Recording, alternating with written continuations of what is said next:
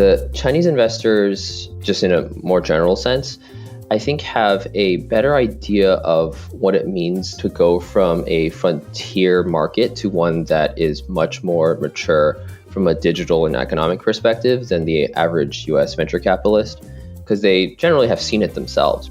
That's Stephen Deng, a founding partner of DFS Lab, an early-stage fintech investor and accelerator focused on Africa, who splits his time between Silicon Valley and Shanghai. I think a lot of the Chinese investors have seen their own, not just the country as a whole, but some of them who've come from more rural or lower tier cities, they've seen those cities go through that transformation. So that dramatic change, I think, brings a sense of optimism and a sense of the ability to overcome a lot of what I think are mental blocks for investors, maybe in the West, such as, poor infrastructure, poor governance, the slow but steady rise of communications. A few episodes ago, episode 3 of season 2, we talked about emerging markets and the global south, and specifically the opportunity for African startups to expand to, learn from, and connect with markets outside of the continent that are more similar to their own. In this episode, we speak to Chinese investors about their experiences in a market that went through such a rapid development, and some of the uniquely Chinese business models that may have merits in Africa.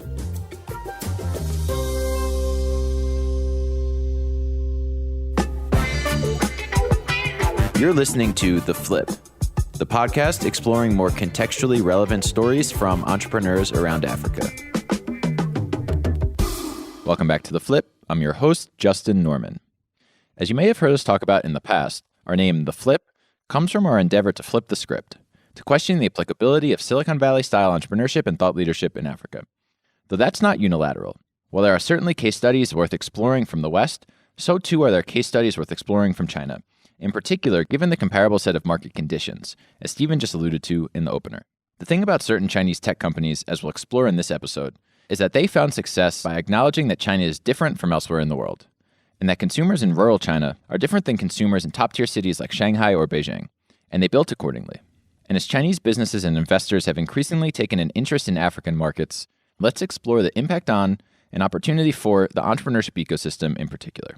Here's Stephen again. I think China has seen a leapfrog that the West will probably not see, which is the leapfrog of distribution. As we've talked about before, and Season 1, Episode 4 was dedicated to this topic entirely, distribution is a critical consideration on the continent. And here, in particular, is where China's development, given a lack of infrastructure at the onset of the internet and smartphone era, has led to a different set of outcomes than what we see in the US and Europe. In the West, we've had a development of distribution, both digital and physical, that has happened over the last, I would say, 25 years, and essentially has matured. And the innovation within that space is really kind of pushing against a hard edge of wages and kind of what is possible physically. The Chinese ecosystem kind of went through this more recent leapfrog of what it means when you dramatically apply technology to physical distribution, and then what it means when everyone from a digital distribution point is going through just smartphones. This, in particular, has manifested itself in smartphone ubiquity and e-commerce ubiquity, even in lower-tier cities and rural areas across the country. And so the models that came out of that, which skipped PC, which skipped kind of using the truck-based third-party only 2-day delivery in favor of less than 24-hour delivery that's pure mobile first, I think investors have a different mentality of how they apply things that don't require some of the old pieces of infrastructure like landlines and PCs. This has implications for how a leading startup like Pinduoduo, a social commerce company targeting mass market consumers in rural and peri-urban areas, thinks about distribution. When I talk to someone like Pinduoduo, the question that I was asking is, why don't you use agents? Why aren't you using essentially the Copia model in rural areas? And their answer was, if someone has a smartphone, they have leapfrogged that model. They think of the agent-based model that actually Alibaba is still using as part of the old age. And then they think of direct-to-consumer as the only way forward when people have access to smartphones. These are the kinds of lessons from China in particular that may be applicable given the comparable dynamics on the continent. What does it mean when you start with a community that has never really been using landline internet or PCs, and they've only been introduced to simple smartphones, so kind of low-end smartphones? And how do you build products, especially from a UX perspective, that is intuitive and also very pleasing for that population. There are tons of lessons there that I think can be gathered and probably transported to other economies and ecosystems, including those in Africa.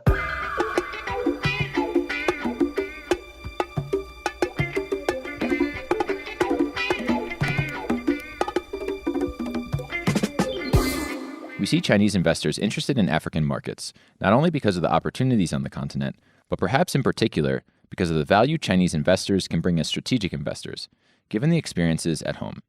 Here's Laura Li, the VP of Investments at FutureHub. FutureHub is an early stage investor, which is backed by Transsion Holdings. Transsion Holdings is a Chinese company which has, done business in Africa continent about a decade. And our main business is around manufacturing and selling firms. It's worth discussing right off the bat the role of Transsion on the continent. Transsion, of course, is the parent company to Tecno, Itel, and Infinix, and collectively Transsion is the largest smartphone manufacturer by sales in Africa.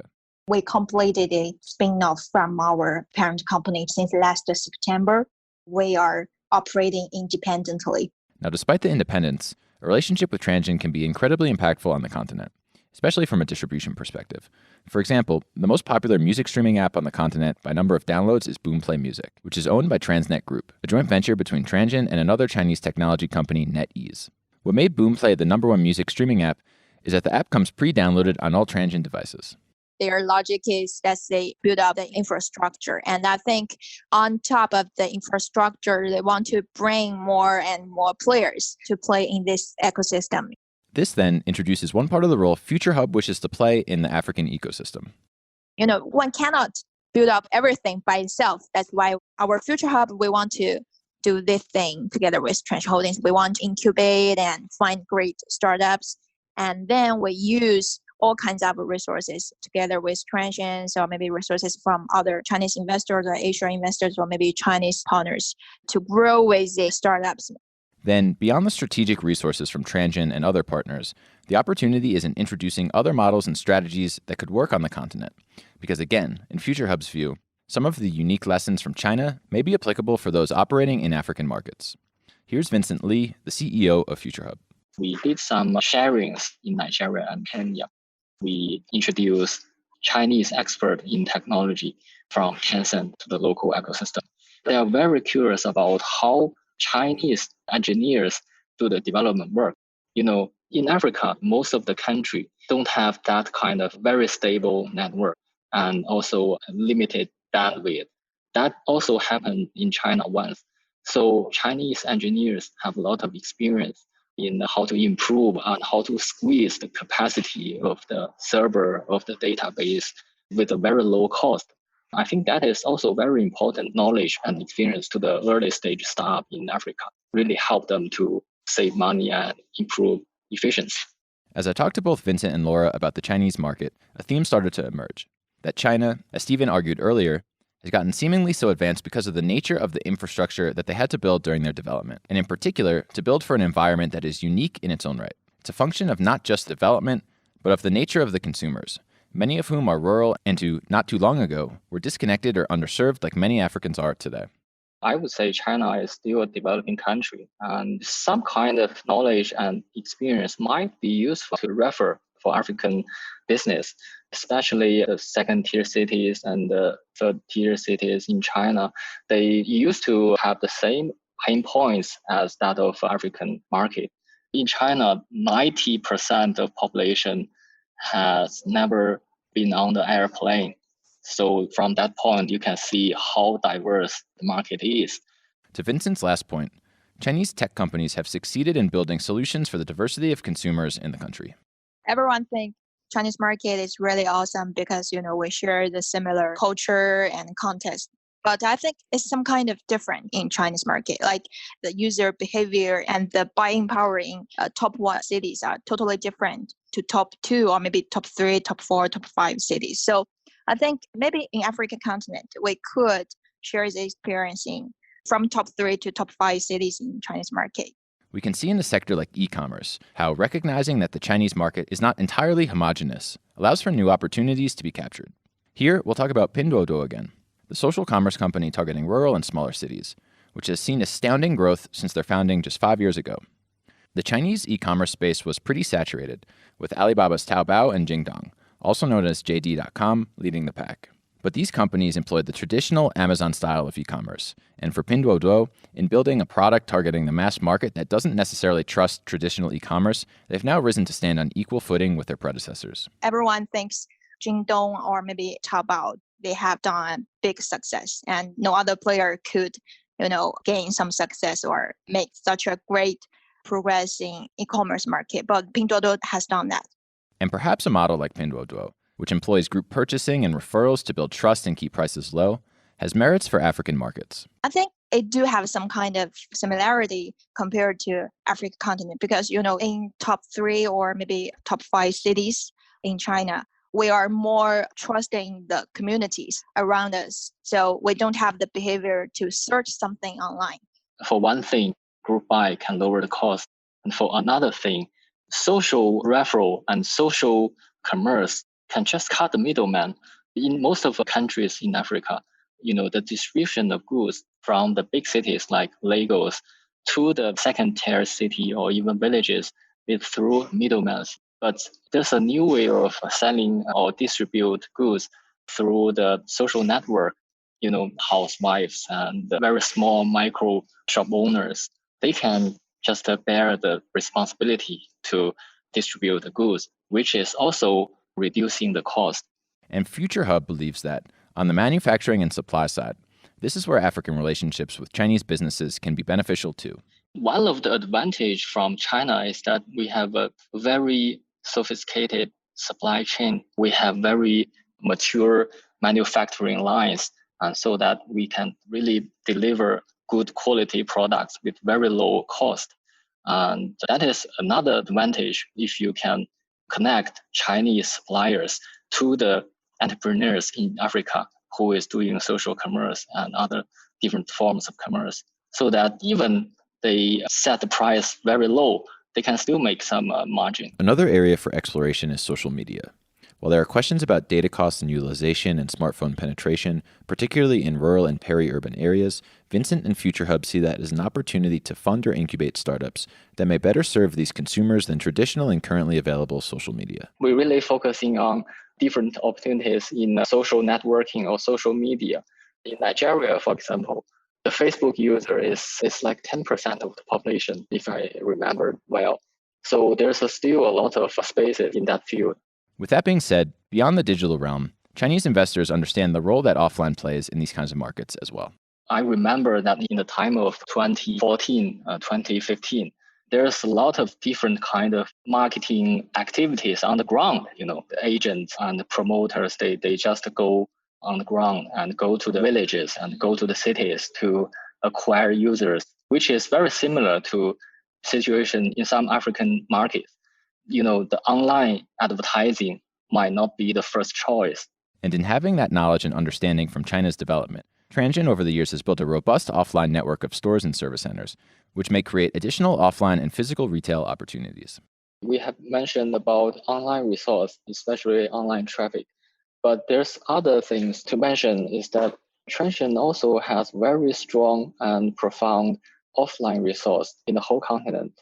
Transsion has more than 2,000 customer service centers and also thousands of retailer stores. So we try to incubate retail or maybe the new form of retail business in order to leverage those kinds of offline resources. So what's made China successful, in my view, has been their ability to build products that are fit for purpose and in recognizing the different models required to service a big city customer versus a rural customer. So too do Chinese investors like Future Hub recognize that success in Africa will require solutions, even if inspired by China, that are uniquely African. In the end, there's a lot of pivoting and different kind of improving in the process. So finally, it is kind of a mixture of Chinese knowledge and also knowledge from the ground.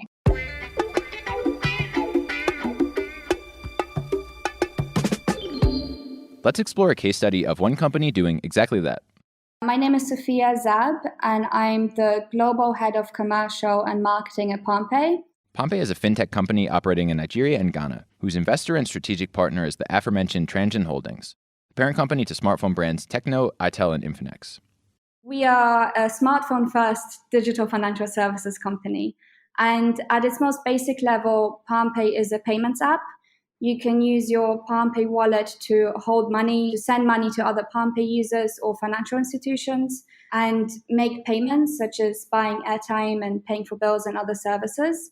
And in addition to the app, we're also building out a payments ecosystem of partners and enabling different use cases, including creating an agent network and online and offline merchant networks.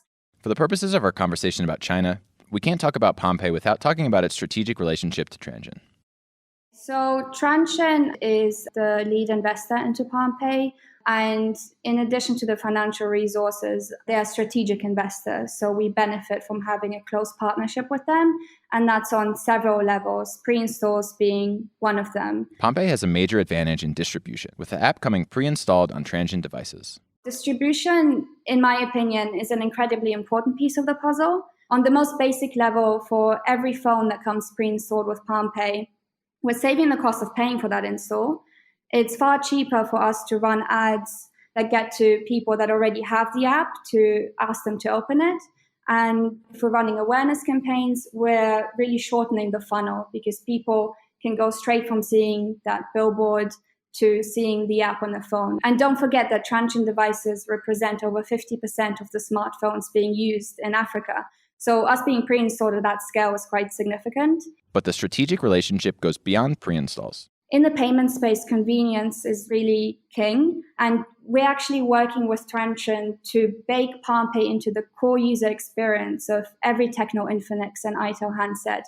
So you could say that we're working towards powering an Apple Pay-like experience for them. And beyond that, we're also working on ideas like integrating into the keyboard so that people can text each other money using PalmPay from any app, and then also building the PalmPay QR reader into their camera. The Transsion relationship is beneficial from an offline perspective, too. We're very fortunate that this is another area that the Transsion partnership can help us with. Transsion has a really large distribution and network of retail points across Africa, over 200,000, and we can leverage those as we build out our own agent and merchant networks. They're making 5,000 retail points available to us in Nigeria to start with. And beyond a product perspective, the strategic relationship is proving valuable from a Chinese insights and advisory perspective as well. Obviously, our investors are Chinese. We also have team members that are Chinese. And I think that there are similarities between the history of the Chinese experience and where we are now in Africa. Apparently 15 years ago, the GDP per capita in China was what it is in Nigeria today. And obviously since then, they've seen an enormous growth in smartphone adoption and also the fintech industry. And perhaps the biggest advantage, as Stephen mentioned earlier, is the experience moving from underdeveloped and underserved to one of the most advanced fintech markets globally. So I think the biggest thing that my colleagues from China bring to the table is the confidence that it can be done. They've seen China go from zero to being the fintech capital of the world today.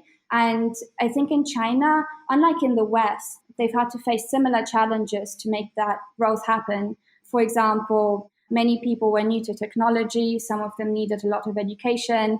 And having to build that business in an environment where the majority didn't have a lot of purchasing power. So being able to draw on the experience and on the ideas of my Chinese colleagues that have watched this happen is great. There are even some examples of lessons and strategies from Chinese fintech companies that have been adopted by PalmPay and adapted to the African markets in which they are operating. There's a growth hack that Alipay used to use to get hundreds of millions of users within the matter of weeks. And it's based on a tradition of gifting money to people close to you that's inside a red envelope on Chinese New Year and other festive occasions. And Alipay released a digital version of that, and it really spread like wildfire. So we use that as an inspiration to create similar ideas and localize them for the context in Nigeria. So we've got two features in Nigeria called Lucky Money, and the other one is called Wolf Money. And they gamify that P2P transfer experience and reward users for using P2P transfers. But as we've said earlier, it's about inspiration from markets like China and contextualized to African markets. And those lessons go in both directions. We do learn a lot from the Chinese experience, but I think it's also vice versa. the African and UK team members share ideas that are new to our Chinese colleagues as well, and we adapt those also.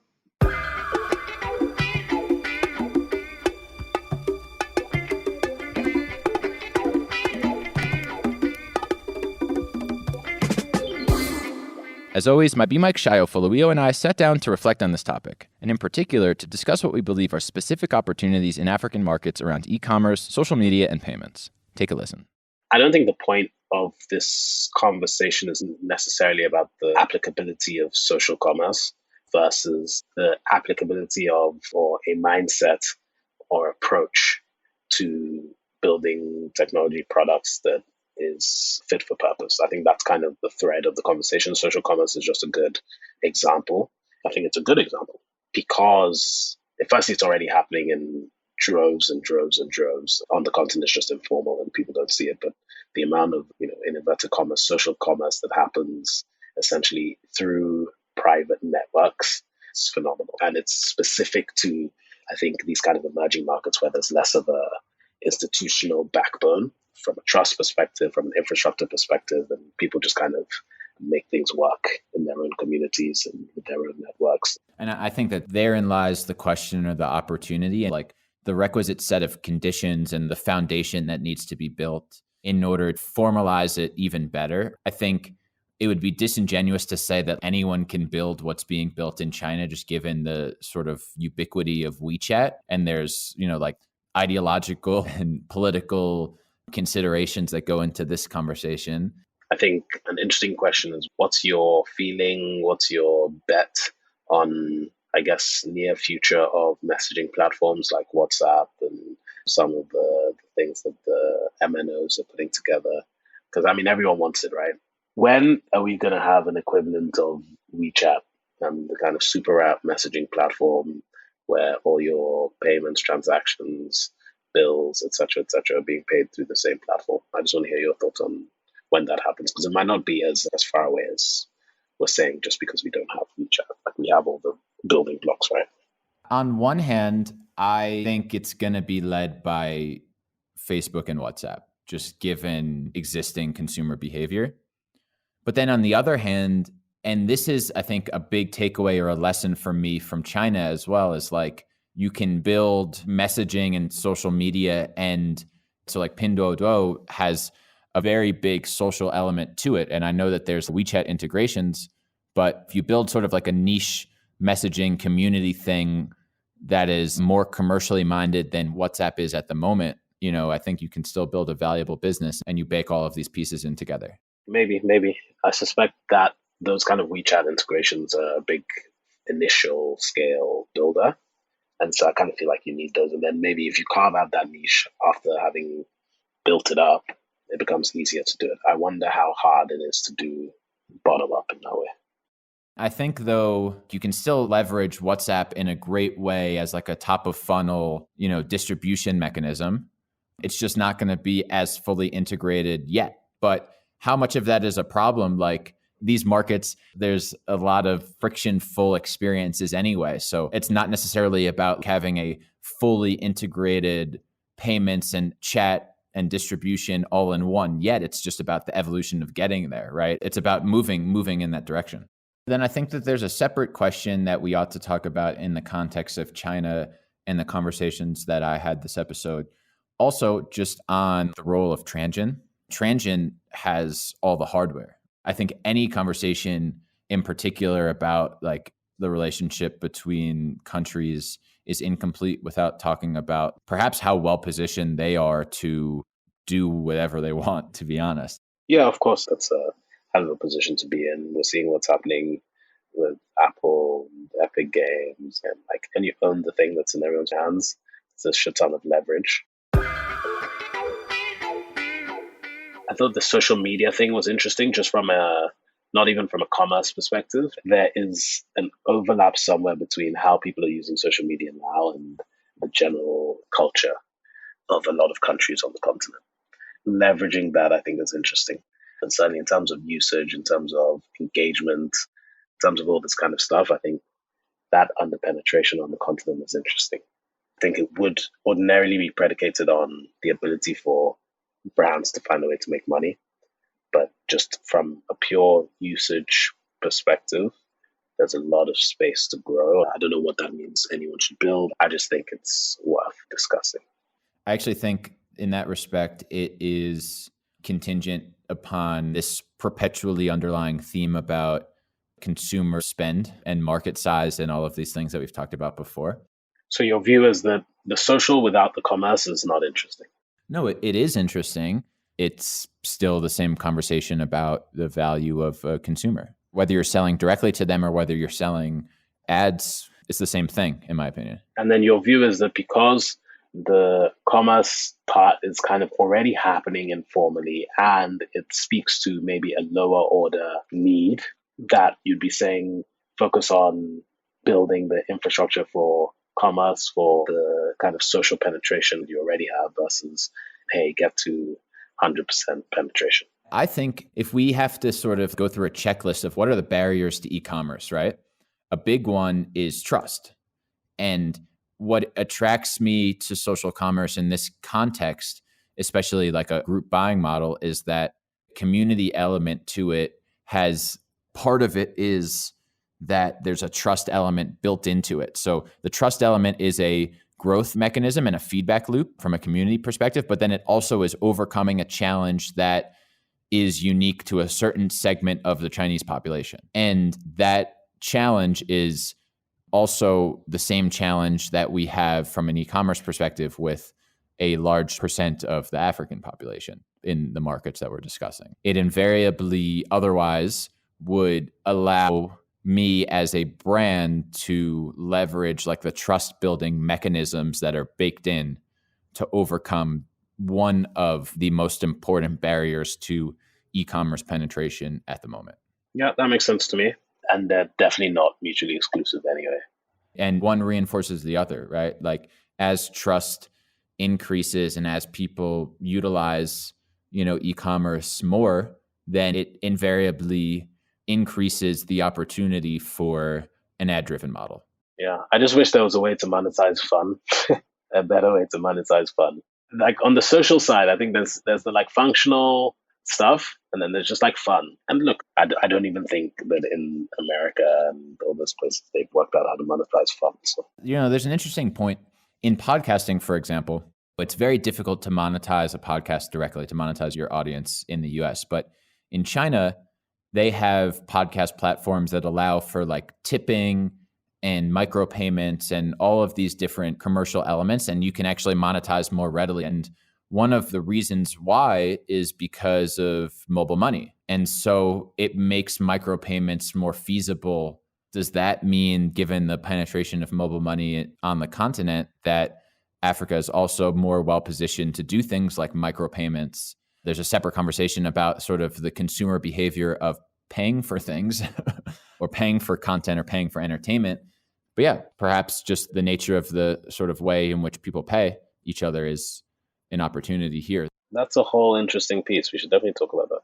So I think the cool thing that we've kind of got to or explained or explored here a little bit is like mobile phones penetration equals higher social engagement, but with this like added element of being on a rail of the internet, which then means you can add stuff on that makes it way more efficient to the things that they were doing already. But what it also equals is like just high social engagement, which can be monetized in its own ways. That's not this like straight e-commerce thing, right? There's other ways of, there's other things that people are doing on social that aren't functional and about getting something. How do you monetize those things? And I think that's an interesting piece to explore. Perhaps that's also the thing about something like social commerce is that, if you're a content creator, you could sell products directly. You could more readily monetize through some of the, micropayments or some of the ways that we just talked about. And so there's really an abundance of opportunity that I suspect is to a large extent a function also just of payments, For sure. Like all the stuff you're saying, I think is like super interesting. It's part of this conversation, but I also think there's there's a whole other piece around, maybe we call it social commercialization, that is super interesting from the fun side of just like sharing, engaging interaction between people. And that's where hopefully, mobile money will play an outsized role in the future. I certainly think so. Yep. Maybe that's the crux, is like, if anyone wants to be like China, the fact that African markets have mobile money perhaps enables them to be more like China than anyone else. Yep, I think that's fair. That's it for this week's episode of The Flip. Next week, we deep dive into mobile money and the role of players like mobile network operators. Be sure to hit subscribe on your favorite podcast app to get that and all future episodes straight to your phone. You can also join our newsletter on our website, theflip.africa, for updates straight to your inbox. And follow us on social media at @theflipafrica for additional insights from our contributors and experts from around the continent. Thanks as always for listening, and we'll see you next week.